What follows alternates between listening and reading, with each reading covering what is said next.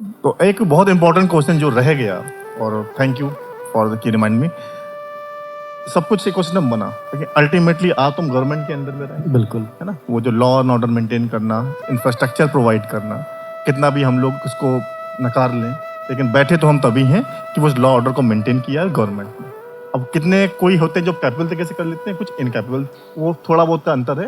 वहाँ पे सब एक फैक्टर नहीं है कि एक आदमी कर देगा। वहाँ सारे सिस्टम की जो ह्यूमन मशीन जैसे चलती है ना, कि सारे सिस्टम जब साथ चलते हैं तब अच्छा प्रोडक्ट निकल के आता है। तो इस जब आपने एंटरप्रेन्योर्स में ये जो प्रॉब्लम सॉल्व करके सोल्यूशन दे दिया, तो हम ये नहीं बोल पाएंगे कि गवर्नमेंट का सपोर्ट नहीं था। गवर्नमेंट का ज़्यादा सपोर्ट था। तो वो सपोर्ट हम चाहते हैं वो क्या गवर्नमेंट ने दिया, जिससे कि ये एनकरेज हो बच्चे भी जान के कि सपोर्ट सिस्टम कैसे निकल के आता है। आज के दिन में हम अपने ह्यूमन इतिहास का जो लिखित इतिहास हमारे पास, जो 5000 सालों का जो लिखित इतिहास है, उसके सबसे सुनहरे पल में बैठे हुए हैं भारत में, जहाँ पर कि एक बहुत ही अच्छा पॉलिटिकल मोटिव है, जहाँ की गवर्नमेंट ये सपोर्ट कर रही है कि आप एंटरप्रेन्योर बनिए। मैं ताउम्र शुक्रिया अदा करता रहूँगा स्टार्टअप इंडिया जैसे फ्लैगशिप प्रोग्राम का। आज उसी प्रोग्राम का देन है कि एक गांव का लड़का भी पगडंडियों से चल कर के अपने प्रोडक्ट को नेशनल और इंटरनेशनल मंचों पर ले जा पाया। तो कहीं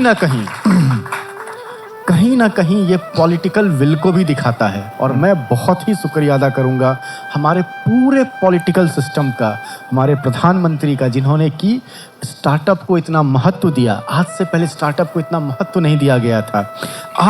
आज ये है कि आज स्टार्टअप अपने गांव का एक हीरो होता है। पहले हो सकते थे कि आइडियोलॉजी अलग था हीरो का, आज एंटरप्रेन्योर एक हीरो है, तो उसका कहीं ना कहीं सपोर्ट पूरा का पूरा पॉलिटिकल विल को भी जाता है और इसमें अनगिनत लोगों को जाता है। देखिए सरकार ने आप लोगों के लिए कितनी अच्छी व्यवस्थाएं कर दी हैं कि आपके पास सिर्फ एक समस्या होना चाहिए, और मैंने आपको बता ही दिया कि समस्या हर एक पगडंडियों पर है।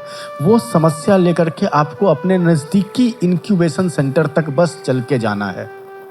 मैं दावे के साथ कह सकता हूं कि कानपुर जैसे भी शहर में, जो बहुत अच्छा शहर है, यहाँ पर भी 4-5 इंक्यूबेशन सेंटर तो जरूर होंगे। हाँ है, कम से कम 4-5 इंक्यूबेशन सेंटर जरूर होंगे, ज्यादा भी होंगे। मैं कम से कम बोल रहा हूँ, जिसमें कि मुझे तो 2-3 तो साफ HBTU का होगा, IIT कानपुर का इतना बड़ा इंक्यूबेशन सेंटर है जहाँ से मैं भी आता हूँ, और उनका भी धन्यवाद है कि आप इंक्यूबेशन सेंटर तक पहुँचिए। कहीं का भी इंक्यूबेशन सेंटर हो, पहुंचिए, अपने आइडिया के बारे में बताइए। अगर मैं यूपी, जैसे आप यूपी गवर्नमेंट से हैं, आपको तुरंत 5 लाख का फंडिंग है।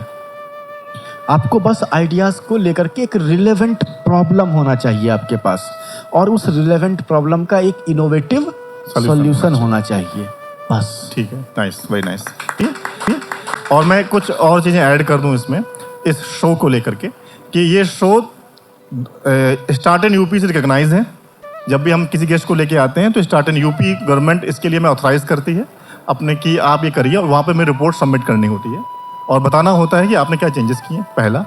और इस बार से SIIC startup innovation incubation centre already इसको रिकग्नाइज कर रहा है, और इन द टाइम इसको आगे और सपोर्ट करेगा। फंड में भी सपोर्ट करने के लिए हमें प्रॉमिस किया हुआ है, तो नेक्स्ट टाइम से वो भी चीज़ें होने वाली हैं। तो ये दो जो बड़ी चीज़ें हैं, तो उसी लाइन में भी आप बिहार से आते हैं तो यूपी गवर्नमेंट को हम सब थैंक बोल देते हैं कि यूपी गवर्नमेंट पे ग्राउंड लेवल पे भी काम हो रहा है, जिसको बोलते हैं डबल इंजन।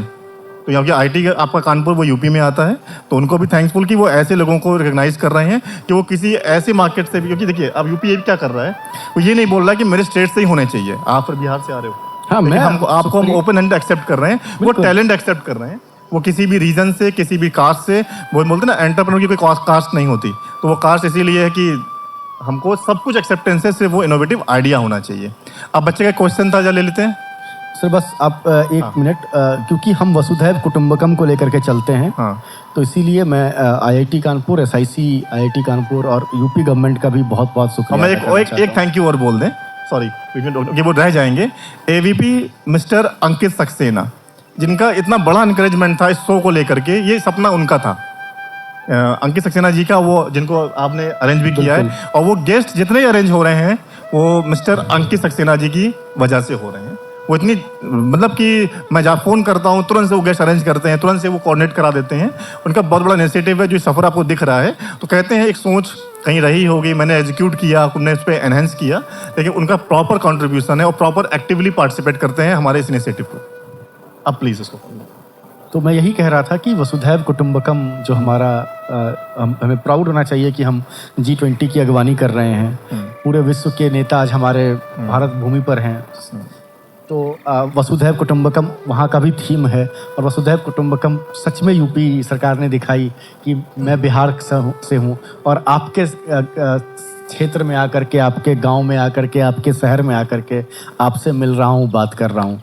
तो सबसे बड़ा धन्यवाद आप लोगों को। ठीक है, अब ये कोई बच्चे क्वेश्चन पूछना चाह रहे हैं? बिल्कुल, प्लीज़ बेटा। सर, आपने अपने प्रोडक्ट का एडवांटेज तो बता दिया, बट डिसएडवांटेज क्या है? डिसएडवांटेज की अगर हम बात करें तो जैसे कि हमारा प्रोडक्ट फैब्रिक का है, ठीक है। तो अब जैसे कि कोई ठेला पे हमने उसको इंस्टॉल कर दिया और बहुत मार्केट में रस होता है, राइट, तो हो सकता है कि वहाँ पे वेयर एंड टियर का चांसेस बढ़ जाए। तो ये जो एक लर्निंग था, इसको डिसएडवांटेज ना कह करके हम इसको एक नया लर्निंग कहते हैं। तो इसके लिए हमने क्या किया कि हमने अपने मॉडल में एक और नया प्रोडक्ट ऐड किया। अपने कहते हैं ना, एक अपने बास्केट में एक नया फूल ऐड किया, और वो फूल था कार्ट मॉडल हमारा, सब्जी कोठी कार्ट मॉडल।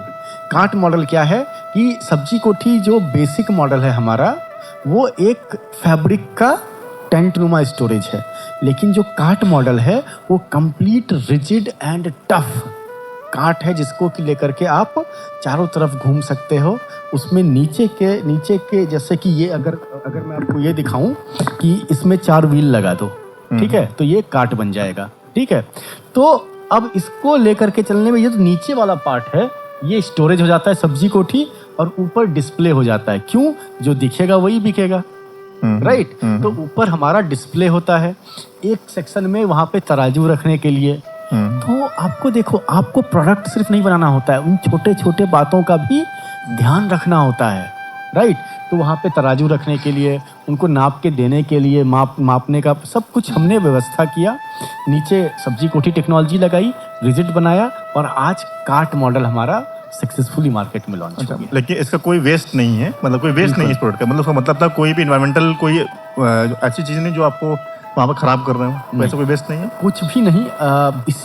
इसीलिए WWF, आप लोग तो अवेयर हैं कितनी बड़ी संस्था है वो, हमें वो अपना सबसे प्रेस्टिजियस अवार्ड है क्लाइमेट सॉल्वर अवार्ड, क्योंकि एक सब्जी कोठी का डिप्लॉयमेंट, और ये मैं नहीं, अगेन WWF का फिगर कहता है कि एक सब्जी कोठी का डिप्लॉयमेंट 1276.82 kg ऑफ CO2 को कम करता है।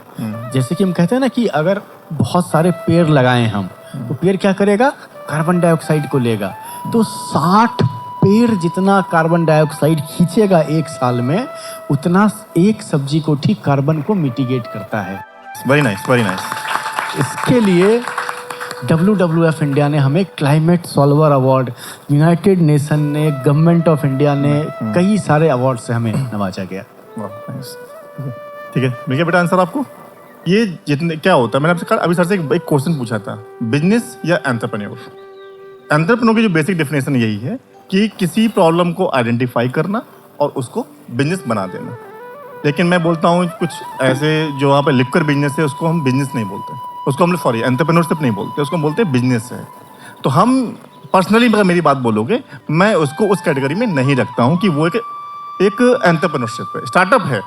अब वो कैटेगरीज बढ़ रही हैं अलग अलग, स्टार्टअप है इट्स ओके, बिजनेस बनना इट्स ओके, मगर प्रॉब्लम सॉल्विंग क्या कि मैं भी कि उस जगह पर उस तरह का कोई चीज़ नहीं मिल रही है। अब उसमें क्या है कि उस जगहों पर मैंने तो कभी चाय नहीं पिया, कॉस्टिंग इतनी है, मैं 10-15 रुपये वाला चाय वाला हूँ, बाहर जाता हूँ तो। लेकिन क्या तुम यूथ है जिसको वहाँ पर एक कैफ़े चाहिए, कैफेटेरिया चाहिए, वो ऐसी जगह पर जो स्कूल्स के पास में होगा जहाँ पे आपको बैठ सकते हो। तो बिजनेस मॉडल है वो, मेरे पर्सनल ओपिनियन है, मे भी कुछ लोग डिफर करेंगे इस बात से, बट मेरा कुछ अलग स्टेटमेंट है। आई थिंक इसीलिए सर ने भी बच गए, यही कहना, ये पॉलिटिकल क्वालिटीज़ है इनके अंदर, ये बचना जानते हैं वो तुरंत से और जानते कहाँ बोलना है। ठीक है बेटा, मैं समझ गया हूँ बहुत करीब से आपको अच्छा, और कोई क्वेश्चन बेटा किसी का? किसी क्वेश्चन है? नहीं है? तो अब देखो यार, जब ये पूरी बातें हो गई, अब मैं तो यही मान रहा हूँ कि सारे के सारे एंटरप्रेन्योर हैं और शुरुआत भी मैंने एक लाइन से की तो आपके सम्मान में मैं ख़त्म कर रहा हूँ उसी 2-4 लाइन से ही इसको। अरे सर। और उस दिन भी मैं मिला तब मैं बोला हुआ था कि ये एंटरप्रेन्योरशिप है, ये ज़बरदस्ती की चीज़ नहीं है। हम कहते रहें करो करो करो, इससे होगा ही नहीं। और चाहे वो एंटरप्रेन्योरशिप हो, चाहे वो एक आपस में कनेक्शन हो, आप हमें फील नहीं करोगे तो होगा भी नहीं। तो ही मैंने लिखा हुआ था उस पर कहीं पर कि अब ये मैं बोल रहा हूँ कि फर्क के सम्मान में बोल रहा हूँ, आप बोलो आपको मैं इस तरह की समर्पित कर रहा हूँ इस लाइन को, ठीक है। और ये भी मैं डिस्क्लेमर दे दूँ कि मेरा है ठीक है। कि कितने चेहरे हैं, मैं अपनी बात कर रहा हूँ, शब्द की बात कर रहा हूँ। कितने चेहरे हैं, खुद से झूठ कितना बोले, वो मेरा तब तक है जब तक वो चाहे, जबरदस्ती उसे अपना कितना बोले। बस। तो बीइंग एन एंटरप्रेन्योर, ये कहानी सबकी है। हम जबरदस्ती नहीं करा पाएंगे एंटरप्रेन्योरशिप। आपकी होगी, आपके लिए होगा। हाँ, इसमें जो कमियां हैं उसके लिए मैंने कुछ किया हुआ है, जिसकी वजह से कुछ एग्जाम्पल भी आज सुबह आपको दे दिए हैं। उन बच्चों को लाके खड़ा कर रहे हैं, उनको भी जो बडिंग है और जो एग्जिस्टिंग है, हम दोनों की बात कर रहे हैं। और आने वाले टाइम पे हो सकता है कि जो यही अभी 5 साल में 100 करोड़ के पार पहुंचेंगे। अभी मैंने एक रिस्ट्रिक्शन लगाया हुआ है असल में अपने शो में कि 30 से नीचे और करोड़ से ऊपर, ये 2 क्राइटेरिया है हमारे शो में पार्टिसिपेट करने के लिए, जिससे कि बच्चे समझ पाएं कि बहुत लंबी गैप नहीं है, 20 में आप हो, 20 में ये भी हैं, ठीक है। ये रीजन है स्टार्टअप सफर में आप लोगों को जोड़ने का, और इसलिए यूथ के साथ करते हैं। ये हम बहुत अच्छी जगह पर कर सकते हैं, अच्छी जगह मतलब कहने का मेट्रो सिटीज़ में, बट मैं चाहता हूँ कि बच्चे वो जिनको जो सफ़र कर रहे हैं, तो ये आपको करीब से बता पाते हैं इनके प्रॉब्लम्स के बारे में। ये मेरा एक विज़न है, स्टार्टअप सफ़र बाय आलोक पांडे। आज के गेस्ट थे मिस्टर निक्की कुमार झा, सप्तऋषि साइंटिफिक प्राइवेट लिमिटेड से, जिन्होंने पूरा, तो हम थैंक यू बोलते हैं सर को और सर की पूरी टीम को, उन्हें टाइम दिया। अब स्पेशल थैंक्स मैं दे रहा हूँ रामा यूनिवर्सिटी को, और उसके ऊपर और स्पेशल थैंक्स की मैं बात करूँ कि वो है ma'am doctor Vishal Dhingra, sir doctor Manish Dhingra sir, जिन्होंने इस इकोसिस्टम के लिए मुझे इतना इनकरेज किया हुआ कि मैं बिना सोचे समझे ऐसे इनिशिएटिव लेके आ जाता हूँ। और ये सिर्फ और सिर्फ, मैं बिल्कुल बोल रहा हूँ प्राउडली, सिर्फ और सिर्फ कानपुर में रामा यूनिवर्सिटी ही कर रही है, जो आईटी के बाहर है। सर मैं बस आपको थोड़ा सा ऐड कर देता हूँ। हाँ। मैं इन सभी लोगों को भी धन्यवाद देना चाहूँगा बिल्कुल। जो हाँ, ये जो पूरी जो टीम है, स्टाफ टीम है, जो सपोर्ट टीम है, वाकई में कोई भी चीज़ ना टीम की नहीं हो पाती है। एक बार आप घुमा दो इन लोगों के लिए, है ना। सबके बहुत बहुत धन्यवाद। हाँ, आप लोग थे तो ये शो हो पाया। टेक्निकल टीम, ये support team, support staff team, जिन्होंने अरेंजमेंट किए, जिन्होंने क्लीनिंग करी, ये सभी की वजह से होता है। बिल्कुल। हम लोग को दिखता क्या है, सब सामने का, पर्दे के पीछे के जो लोग हैं, और खासकर हमारी भी मैं बोल दूं, मेरी कोर टीम जो हाईटेक से आती है, जो ये पूरा कॉन्सेप्ट लेकर के आती है, चीज़ें अरेंज करती है, वन टीम में, ये गाड़ी से सामान बाहर निकालना, रखना, सब कुछ करती है। बहुत एक शो बनाने के लिए एक पूरा शो हो जाता है वो, है ना।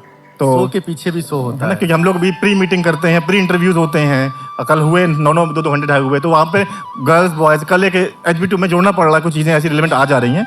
कल ई कैफे में बैठे थे, आज तो चलो HB2 वाले बच्चे आगे आ जाए, HB2 वाले बच्चे, HB2 जो आए हुए हैं, प्लीज़ आगे आ जाइए आप लोग। कल वहाँ पर, हाँ प्लीज़ आप भी आ जाओ। ये बच्चे, मतलब क्यों बता रहा हूँ मैं, वहाँ पर एक बच्चा वो आया नहीं, वो हनुमान जी के भक्त नहीं आया, मैं इसलिए रिलेवेंसी बता रहा हूँ। प्लीज़ आप साथ में आ जाओ आप लोग। मतलब एक्चुअल में क्या, कल एक ई कैफे हमारा जो है, एक कैफे है जहाँ पर हम लोग हर सेकंड सैटरडे बच्चों के साथ मिलते हैं जो एंटरप्रेन्योरशिप के बारे में जानना चाहते हैं। वो कैफेज कहाँ पर, किसी कैफेटेरिया में होता है कॉलेज में। तो कल हम लोग बैठे हुए थे, तो वहाँ पर एक बच्चा था, तो हम लोग एक सिखाते हैं, तो वो हैंड शेक नहीं कर रहा था गर्ल्स से, लड़कियों से। तो सर मैं ये नहीं करूँगा, तो मैंने वहाँ से यही बोला कि अगर हैंड शेक नहीं करोगे नेक्स्ट मीटिंग में नहीं आओगे। उसने हैंड शेक कर लिया, अब तो बहुत छोटी सी बात हो गई, लेकिन मैंने बोला कि हैंड शेक करने में दिक्कत नहीं थी, अगर तुम्हें हैंडशेक करने के बाद में तुम्हारा दिमाग शांत है, चाहे वो लड़की हो या लड़का हो, फर्क नहीं पड़ता, और हैंडशेक नहीं भी कर रहे हो और तब भी तुम्हें देख के तुम्हारा दिमाग अशांत है, तो मतलब बराबर है, फिर कोई तो हनुमान के भक्त नहीं हो, ठीक है। तो ये मतलब था, तो इसी के लिए मैंने बोला था कि जो सर बोलते हैं ना कि मतलब जो है वो मन की चीज़ है। और यहाँ पर जो बच्चे आए हुए हैं, तो ये एंटरप्रेन्योरशिप एक बिहेवियर है, तो उस बिहेवियर को ये नहीं कि सिर्फ एंटरप्रेन्योरशिप के लिए यही आता है, वो नेचुरल लाइफ में भी आना चाहिए। कि वो फीलिंग, वो चीज़ें कि हम हैं, तो ये फीलिंग पहले फील करो, फिर एक एंटरप्रेन्योर। तो ये HB2 के लिए भी ताली बजा दें अलग से, ये बच्चे खुद इनिशिएटिव ले रहे हैं, ठीक है। थैंक यू आप लोगों का भी, थैंक यू एवरीवन अगेन। और फिर से कोई नेक्स्ट गेस्ट आएंगे नेक्स्ट मंथ में, फिर कोशिश करेंगे अब ये शो यहीं का होके रह जाए। अब मैं इसको यहाँ से डिस्ट्रैक्ट नहीं करना चाहता हूँ बिल्कुल भी अब। Okay, thank you sir, thank you Nikhil ji. Thank you.